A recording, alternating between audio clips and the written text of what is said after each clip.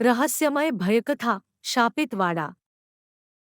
गावाच्या बाहेर, घनदाट जंगलाच्या काळोख्या हृदयात, एक उद्ध्वस्त आणि विसरलेला वाडा उभा आहे. या वाड्याबद्दल भीतीने भारलेली दंतकथा सांगतात, जो कोणी तिथे प्रवेश करतो, तो परत येत नाही. अंधारायुक्त रात्री, हा वाडा भीतीचा गड बांधतो, जिथे काळ आणि भय एकत्र उभे ठाकतात. राहुल, एक जिज्ञासू पत्रकार, या वाड्याच्या रहस्याचा शोध घेण्यास धजतो. सूर्य अस्त पावत असताना त्याने वाड्यात पाऊल टाकले. त्या जागी थंड गूढ गंध आणि जुन्या भिंतींवरील जळलेल्या हातांचे भयावह ठसे त्याचे स्वागत करतात. कधीकधी भिंतीआडून किणकिण आवाज भेदक भय निर्माण करतात. रात्री, एका सावलीसारखी आकृती.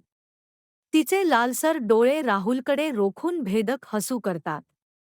वाड्यातून बाहेर पडण्याचा त्याचा प्रयत्न व्यर्थ ठरतो. दरवाजा बंद, भिंतींवर जळलेले पुरावे आणि एका पुस्तकात लिहिलेले शब्द, जो वाड्यात आला, त्याला शापाचा सामना करावा लागेल.